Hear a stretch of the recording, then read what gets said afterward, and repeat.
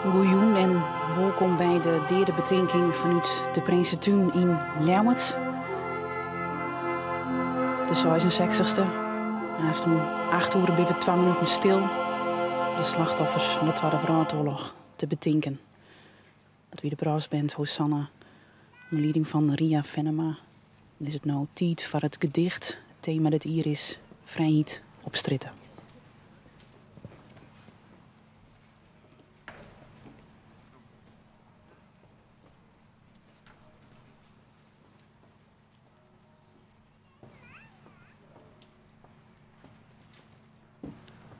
Dorien Steensma, leerling van klas 4a van het christelijk scholengemeenschap Comenius, draagt haar eigen gedicht De Straat voor.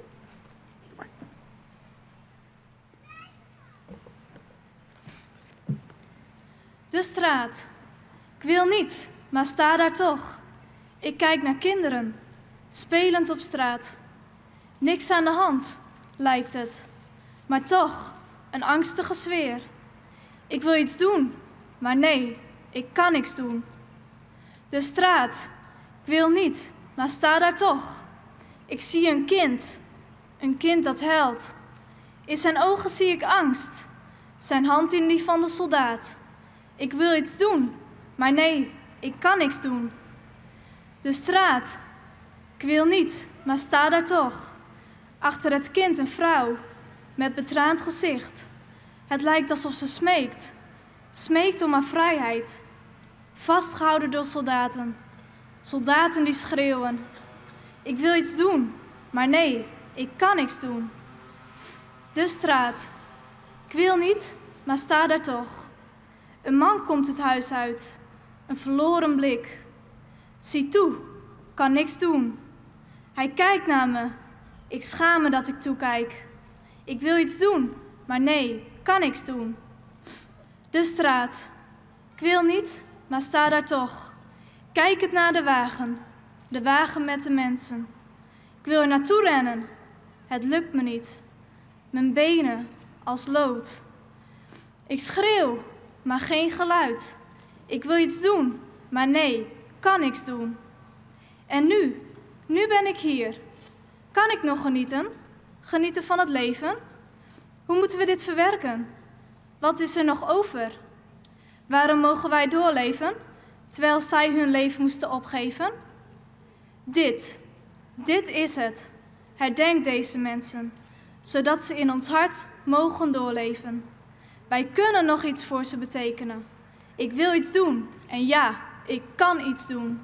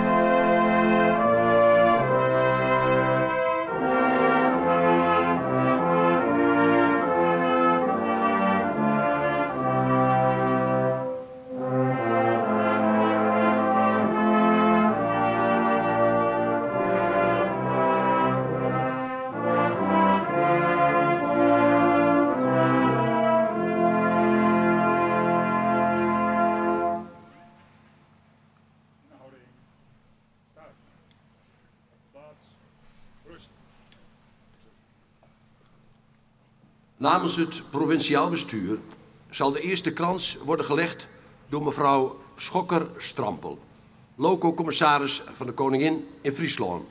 Zij wordt vergezeld door haar echtgenoot.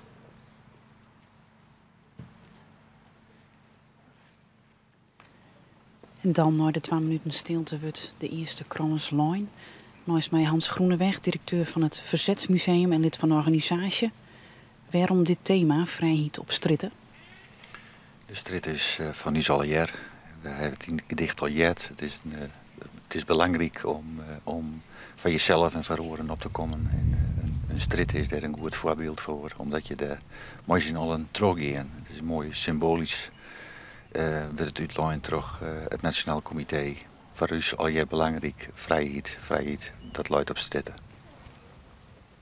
De heer Kronen, burgemeester van Leeuwarden, zal nu een herdenkingstoespraak houden.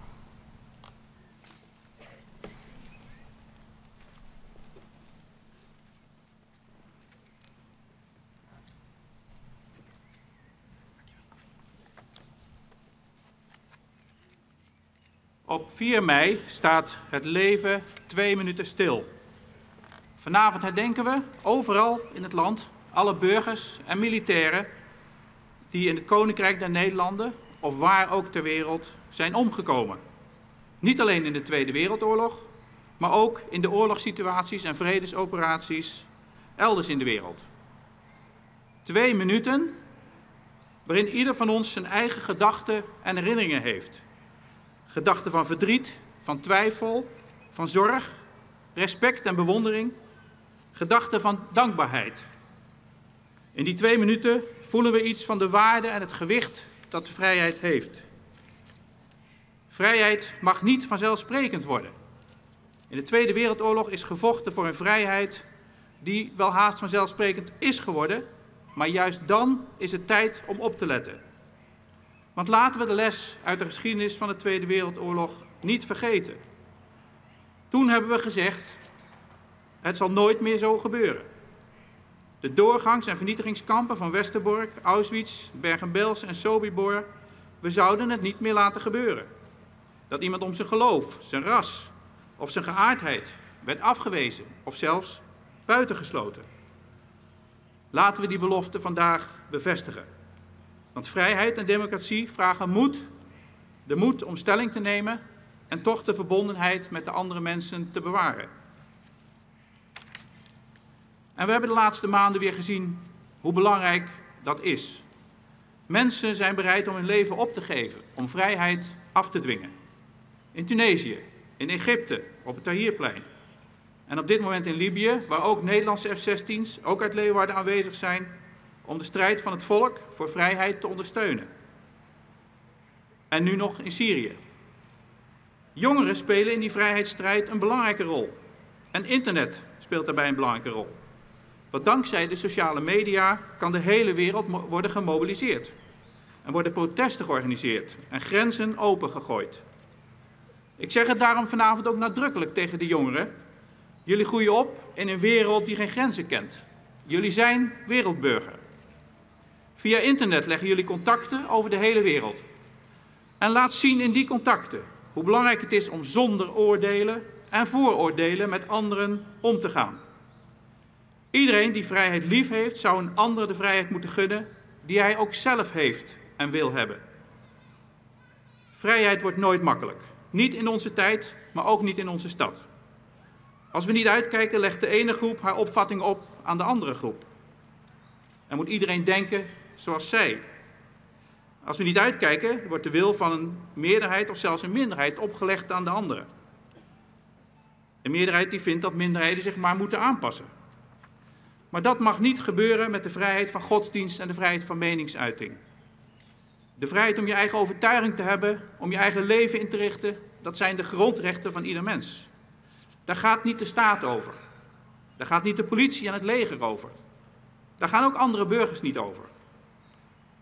Zeker, grondrechten kunnen soms botsen. Want soms wat moet zwaarder wegen? De vrijheid van godsdienst of het verbod op discriminatie? De vrijheid van meningsuiting of het risico dat je daarmee een ander kwetst bewust of onbewust. Het is cruciaal dat burgers daar zelf met elkaar het debat over aangaan. Maar de overheid moet zich verhouden van een oordeel. Grondrechten zijn dus van mensen en niet van de staat. En dat begint dan ook gewoon thuis en op school en op het werk en op straat. De een draagt een hoofddoek, de ander een keppeltje en de volgende een pet. De een eet alleen rundvlees, de ander alleen schapenvlees. En de derde is vegetarisch. De een gaat op zondag naar de kerk, de ander op vrijdag naar de moskee en de derde gaat voetballen. In Nederland mag dat allemaal en daar zijn we trots op, dat we elkaars geloof en mening respecteren. Want dat is vrijheid. Dat je het niet alleen in je eigen huis hebt, maar ook buiten. Vrijheid vraagt altijd verdraagzaamheid en waakzaamheid. Dat blijft de les van de oorlog. Dat betekent zorgen dat iedereen erbij hoort. Opkomen voor iemand die wordt gepest. En durven praten over meningsverschillen. Want je hoeft het niet altijd met elkaar eens te zijn, maar je kunt wel respect hebben voor elkaar. Dat wordt ook vanavond in Wageningen weer duidelijk, waar het vrijheidsvuur wordt ontstoken. Straks gaan de lopers van de bevrijdingsestafette ook vanuit Leeuwarden, ze staan daar op pad naar Wageningen om het vuur op te halen. En vannacht brengen ze het hardlopend weer terug naar Leeuwarden om morgen hier het bevrijdingsvuur te ontsteken. Zodat we morgen met z'n allen met heel veel vreugde de 5 mei kunnen vieren. Dat enthousiasme hebben we nodig om het vuur van de vrijheid ook de komende jaren brandend te houden. Want zolang de fakkel brandt, verlicht zij ons allemaal. Maar als we de fakkel niet beschermen, dan dooft ze uit. En alleen samen kunnen we de fakkel brandend houden.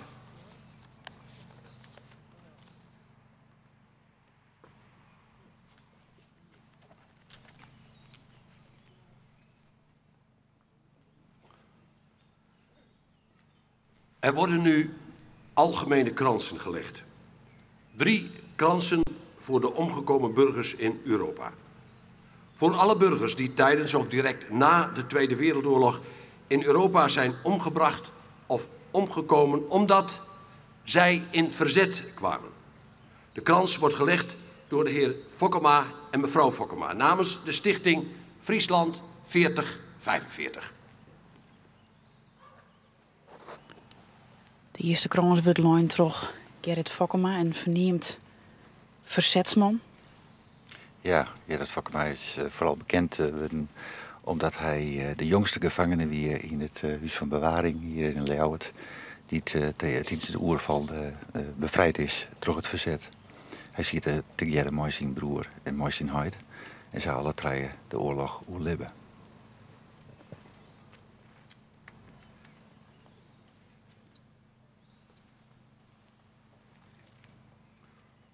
Omdat zij werden uitgesloten, vervolgd en vermoord in concentratiekampen. De krans wordt gelegd door de heren De Vries en Van Pinksteren namens de Joodse gemeenschap.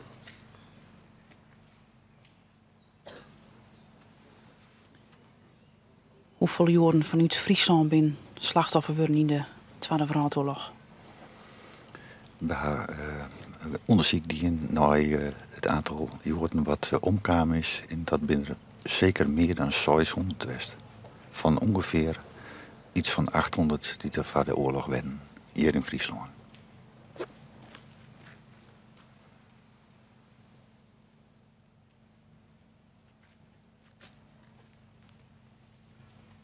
Omdat zij het leven verloren door oorlogsgeweld of uitputting. De krans wordt gelegd door Remco Bergsma en de heer Van der Werk namens het wijkpanel Oudlok. Een baken mooi zien, baken Sisser. Als organisatie vind je het heel belangrijk om de jongeren erbij te beloeken. Waarom? Ja, dit zijn de mensen die het oortrieten hier ik dwam matten. Want we willen dat de betingst trogjet, dan moet je de jeugd er zo goed mogelijk bij betrekken. Een krans voor de omgekomen burgers in Azië. Voor alle burgers die zijn omgebracht of omgekomen tijdens of direct na de Tweede Wereldoorlog in Azië als gevolg van verzet internering, oorlogsgeweld en uitputting. De krans wordt gelegd door de dames Spijker en Rinsema.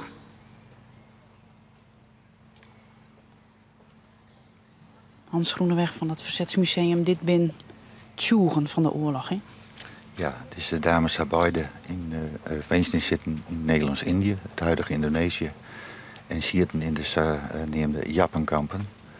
En mevrouw Rinsema aan de rechterkant had er publiceren.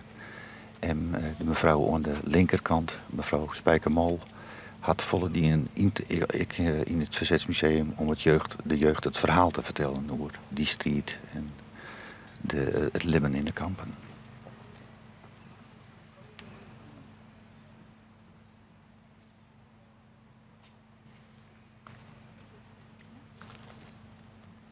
Een krans voor de omgekomen militairen en koopvaardijpersoneel. Voor alle militairen, koopvaardijpersoneel en anderen die in dienst van het Koninkrijk zijn omgekomen. De krans wordt gelegd door de heren Bijmers en de Vries namens de Bond van Wapenbroeders.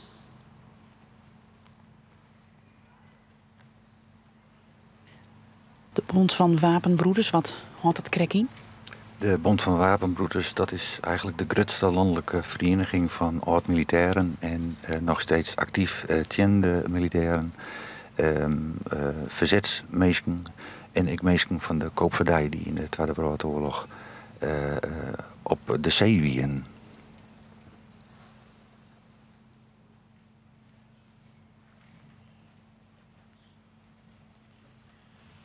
Er worden nu kransen gelegd door enkele officiële instanties.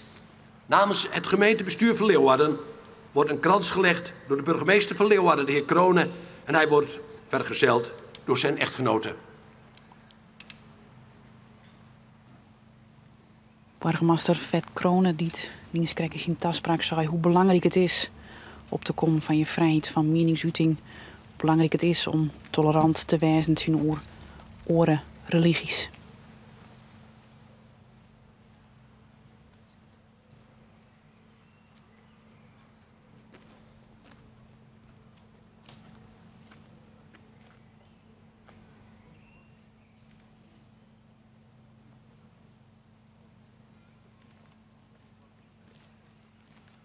De commandant van de vliegbasis, kolonel Vlieger Luit, en de waarnemend basisadjudant de heer Bijland leggen nu een krans.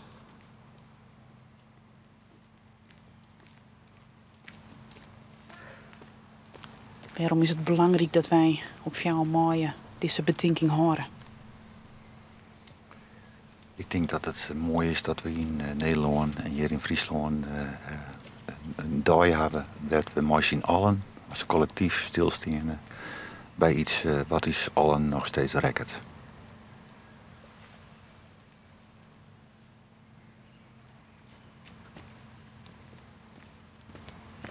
Iedereen hier in de Prinsentuin aanwezig wordt van harte uitgenodigd om deel te nemen aan het défilé.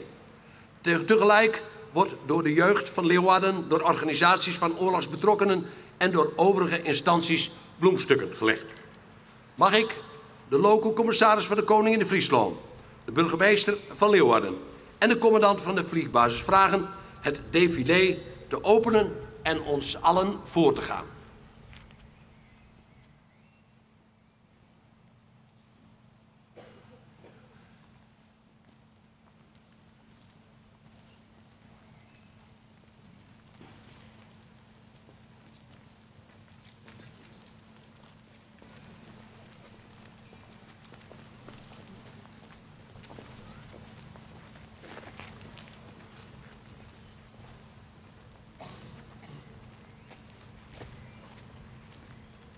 Er is ook een speciaal programma voor de band, juist ik om de band bij deze betinking te beloeken. Wat heem die in? Ja, wij doen elke keer voor de band, voor alle squalband hier in Ljouwert, een programma om ze in een stemming te krijgen voor jouw mooie. Om ze op waai te nemen naar die betingst. En wij doen dat door activiteiten en door mensen uit te nodigen die op hun manier iets vertellen over het belang van vrijheid, over het belang van democratie en het belang van tinken betingst. Er worden nu kransen gelegd. Er worden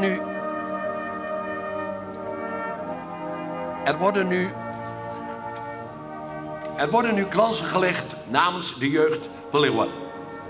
Kinderburgemeester van Leeuwarden, Boris Zoon, legt een krans namens de jeugd van Leeuwarden. De band die mooi die in het speciale programma heb ik een boekje gekregen, maar daarin alle oorlogsmonumenten in Leeuwarden. Hoeveel ben dat er? Ja, dat ben er een hele protte. Het ben er meer dan 40. Er is zelfs een wiek bij, het is een plaquette, het is een stier. Iske Baltjes en Anna Titia Hoogslag, leerlingen van groep 8 van de basisschool de Leeuwarder Schoolvereniging, die het verzetsmonument in de Prinsentuin hebben geadopteerd, leggen nu een krans.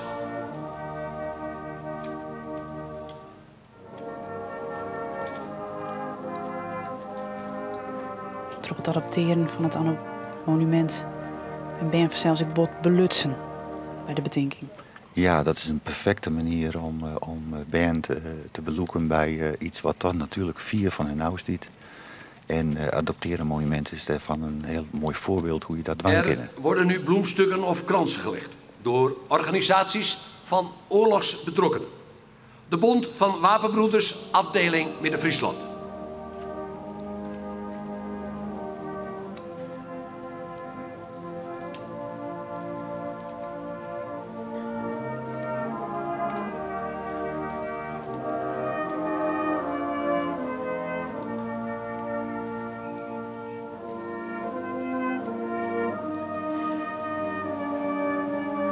Op wat voor manier beziek je een band nog meer te beloeken bij de betinking? Ja, je probeert je op allerlei manieren band te interesseren voor die oorlogsgeschiedenis. Dat kun je doen met bijzondere projecten vanuit het museum of vanuit maatschappelijke organisaties. En als comité voor jou een mooie hier in Leeuwarden doen we dat altijd met een bandprogramma. En we doen dat natuurlijk in gearworking met het bevrijdingsfestival. Ik probeer op die dag van vrijheid weer centraal te stellen, ik voor de jeugd.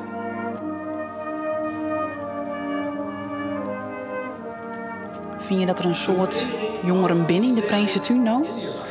Ja, dit is natuurlijk voor het eerst dat ik hier voor de camera mooi mat. En meestal zorg ik even overal even heen. Maar het valt mij op dat het een heel gemengd gezelschap is.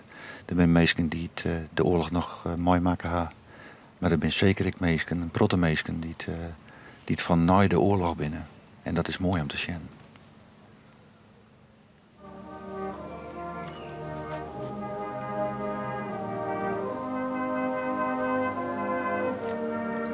Wat is de reactie van BN vaak als je het hebt over de oorlog? Dat ze het vaak nog jet hebben van verhalen in de familie.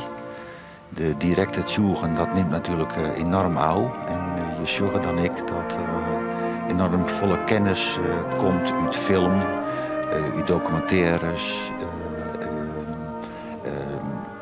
Dus net meer via de directe tjoegen, maar via. Maar ze weten toch nog een hele protte van die oorlog. Dat valt mij altijd toch op. En op scholen wordt er natuurlijk altijd nog een protte aandacht doen aan dit onderwerp. De Bond van Militaire Oorlogs- en Dienstslachtoffers. Nou is de Vereniging Friesland 4045 oergien in een stichting. Een vereniging die bestaat uit verzetsmeisken, maar ja, daar ben er heel iets minder van zelfs. Hoe belangrijk is het dat mensen die het mooi maken de verhaal nooit vertellen kunnen? Ja, we weten dat uit ervaring, en dat vreeg ik altijd tot een band, dat het enorm veel indruk maakt dat iemand die de oorlog mooi maken had iets nog vertellen kan. Dus we maken er ik nog dankbaar gebruik van. We nemen interviews op met mensen. Maar het echte werk is natuurlijk het mooiste. Hè? Ian Schent die het echt beleven had. En je merkt gewoon dat verhalen een prachtige mooie manier binnen om heel direct binnen te komen bij BN. Ze snappen dan beter waar het toe gaat. Want het is vaak heel moeilijk om voor BN om waarom te zien op 66 jaar geschiedenis. Dat is lastig. Daar maak je moeite voor doen. En verhalen binnen vaak een mooie manier om dichtbij te komen bij mensen. Mensen ja, in het terreintje eigenlijk.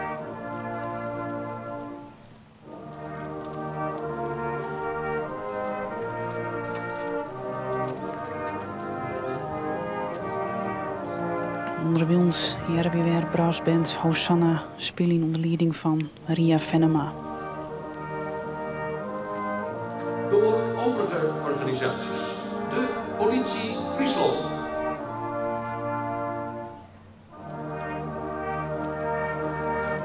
We zeggen niet, krijg ik mensen van Leonidas. Wat zullen die krijg dwan? Die hadden het bevrijdingsvuur op uit Wageningen. Ja, in Wageningen is het grote bevrijdingsvuur. En uit het hele land komen loopgroepen, waaronder Leonidas en de loopgroep Ljouwert. Die komen naar Wageningen daar. Die rennen ben ze voortgegaan en ze gaan naar Wageningen. Daar hellen ze het vuur op. En ze brengen dat symbolisch weer om. Nou, in dit geval de provincie Haarstad Ljouwert werd morgen met dat vuur de fakkel ondien wordt van het bevrijdingsfestival. En ze doen dat dit hier voor de 15e keer. En ze zijn een enorme enthousiaste groep mensen.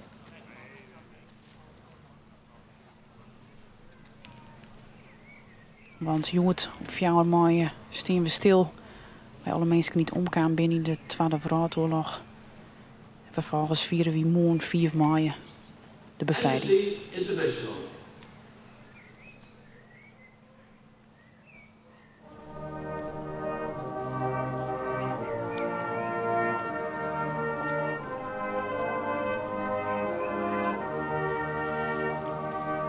Er wordt nog teruggingen met het lezen van kransen bij het oorlogsmonument in de Prinsentuin in Ljouwert. En zo vier deze uitsturing van de derde betinking 2011. Bedankt voor het zien.